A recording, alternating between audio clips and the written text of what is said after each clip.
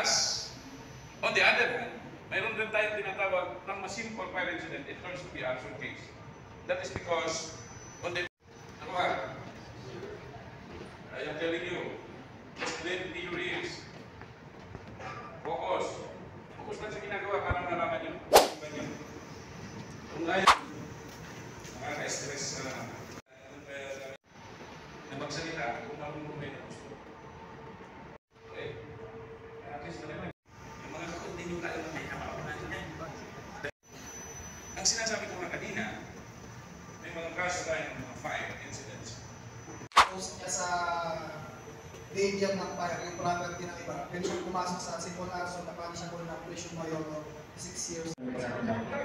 Saan para sa akin po, pwede rin siyang pumasok din sa arson. Hindi Without intent niya na madamage yung property na bagsakan sa sakaling ng gasere. Without consent? Kasi wala po yung intent. Wala intent. Walang intent. Pwede po siyang pumasok, sir, sa malicious mischief po.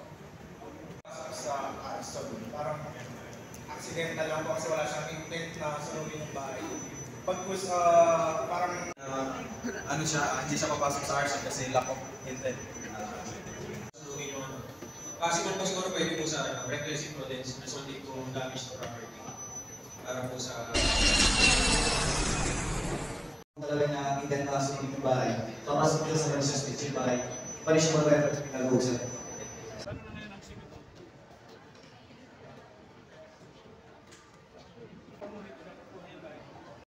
Tapos ang person, kalahati na lang dun sa isa. Nakikita mo yung mga pulis pag naging binsika. Minsan kalahati na lang ng katawan nila eh. Tapos pag nagtubo, yung dito, dyan. Kasi connected na dyan. Hindi yung point lang silang kinukuha. Mamaya, bago natin kuhanin yan, may procedure pa yan. Okay, go! Yan. Ganyan.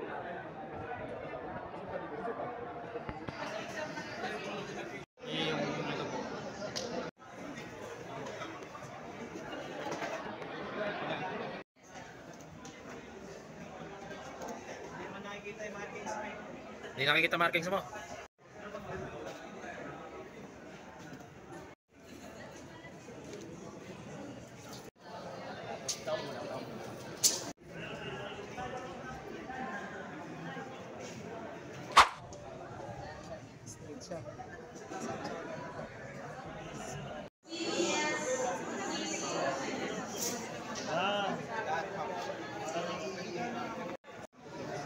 Okay.